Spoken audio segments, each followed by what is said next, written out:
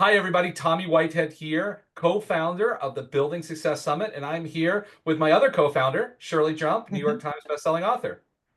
Hello. Nice to see you today, Tommy. Good morning, Shirley. How you doing? And we have a guest today, don't we? Yes, we do. Don't forget about it. So we have Steve Simmons here today, and this guy is everything NIL. So we're going to jump into what that is, and how we can use it. So Shirley, why don't you start us off here?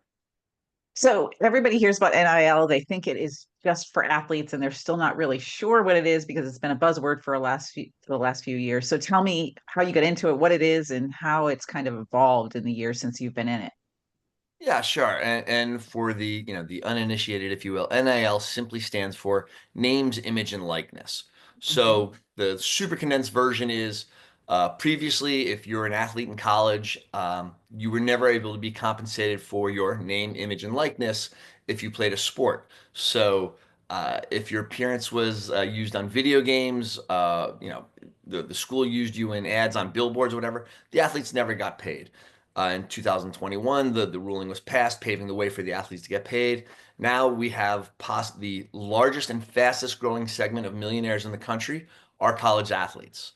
Um, but when you take a step back, NIL is so much more than just the athletes because you have brands who are looking to sponsor them and capture this space. And it is honestly the fastest growing space in the influencer world, Mhm. with a greater than 13% ROI compared to traditional influencers when you think of like the Kardashians and everyone.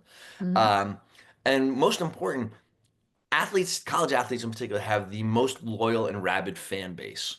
And so if you're a brand or a corporate partner and you're looking to create maybe a hyper local or regional campaign around something, or you're looking to get a national campaign around something, if you capture the athletes, you're able to capture a very loyal fan base. So it becomes a very compelling and unique approach to a business paradigm.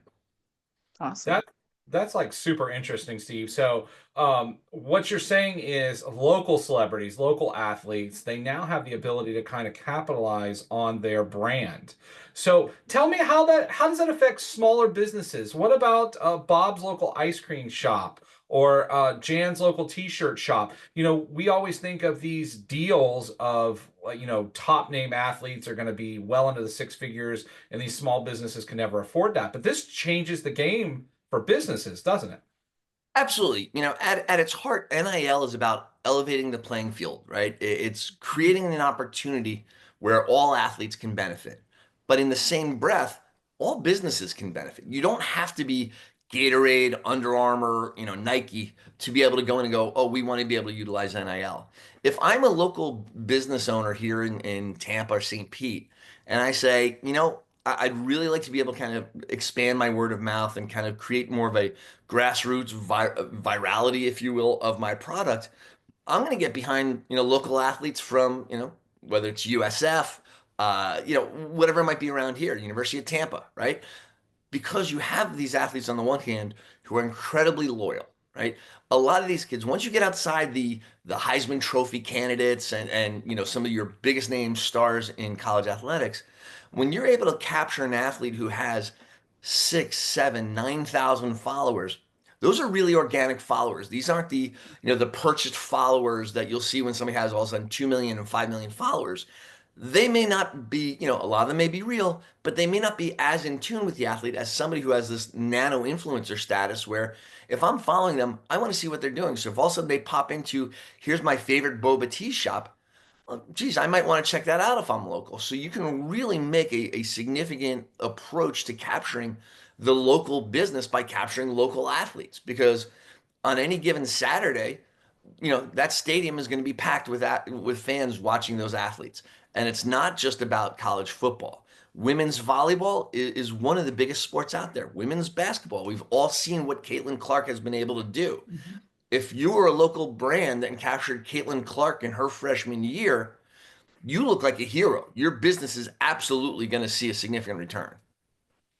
And if the athlete's really invested in the product too, it can make a massive difference. I've seen like a pizza shop that went from nothing to millions of dollars because somebody was invested in their story. And when you have that authenticity from the athlete with the brand, even if it's athlete with a small following, it can take off and you just never know. That's everything. The Hmm. authenticity, it's something we preach about in our company when we work with brands and we work with the athletes. Authenticity is everything.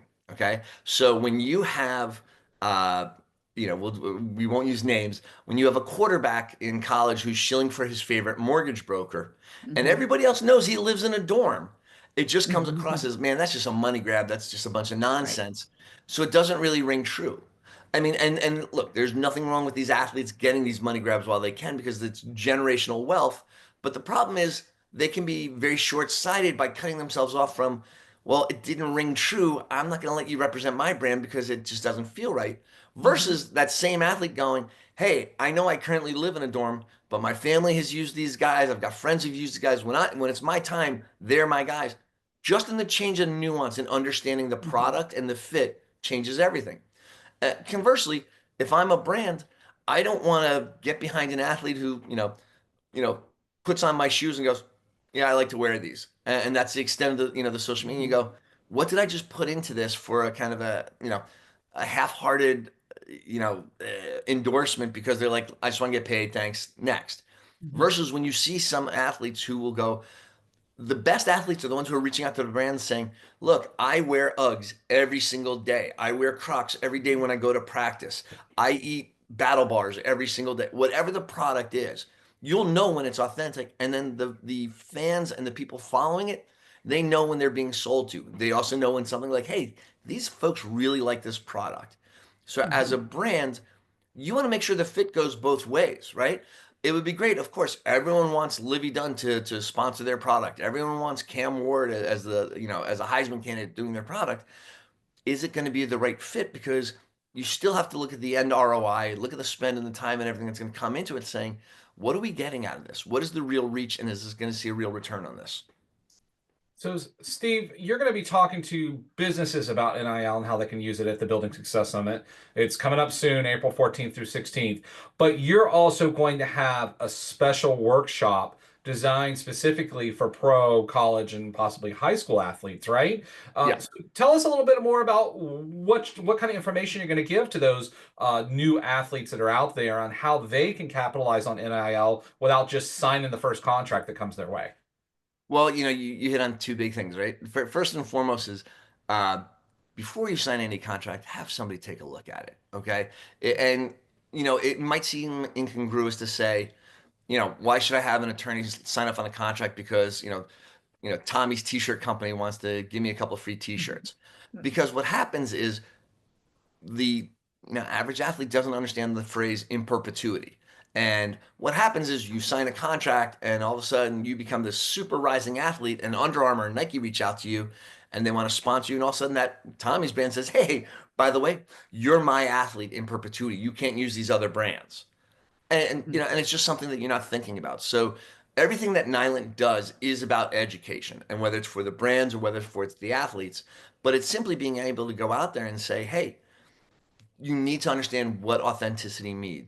You need to understand that anybody, any athlete can benefit from NIL the same as any brand can benefit from NIL. The goal is for NIL for a brand, you're simply just looking at it going, this is another marketing tool, right? This is another way of reaching an audience and reaching a demographic because it's not just about capturing the 18 to 24-year-old demo, it's also capturing their network of fans. So what is the approach there? How do I get in here in a way that's, I'm not sponsoring a sign in a stadium. How can I really maximize it? Because I want to be tied into this audience. So everything is going to be about what are the unique ways of capturing ROI, whether it's for yourself as an athlete or whether it's for you as a brand coming in going, never thought about tapping this marketplace. And I didn't realize this is now a $20 billion industry. Right. And you're going to be teaching businesses about a lot of that stuff at the Building Success Summit, which was one of the most interesting things we learned from you was how the businesses can utilize it. It's not just about getting the brand deal as an athlete, it's about how the business can use it. And they don't have to be a poppy and send a vending machine to somebody's apartment. They can do it on a much smaller scale and make it work. So tell me a little bit more about what people will learn from you at the Building Success Summit. Yeah, I mean, and that's one of the things, as much as possible, we really want to talk about best practices, right? Because Mhm. it becomes one of the things everybody, God, if I only could have, sponsored Michael Jordan. Well, let's be realistic. You have a set budget, right? So Mhm. let's figure out how to maximize that spend and say, what's the right approach? What's the audience I'm trying to capture? And how can I get to them? What are unique ways of capturing them and really holding them? Because again, we just came out of the Super Bowl. We saw the big spends on a lot of those ads. You cannot remember 90% of the ads that you just saw in the Super Bowl. And companies spent $8 million. And these weren't all just, the Anheuser-Busches of the world. There are a lot of small companies that paid up for those ads, hoping for some sort of virality that they're not getting. Okay. And that same amount, a fraction of that number could have been spent in a much more meaningful way. And especially, from our perspective, you want to get behind financial literacy and mental health well-being and put out kind of a really good feel-good campaign. You can do that, attract the athletes, attract their network, and do it in a way that's integrated that no one's looking at. And that's where you have to look at all these opportunities and say, how can I utilize these athlete influencers to further my brand, but do it in a way that I didn't just write a check for somebody to give, put something on Twitter one time and go, well, that didn't do anything, right? Right.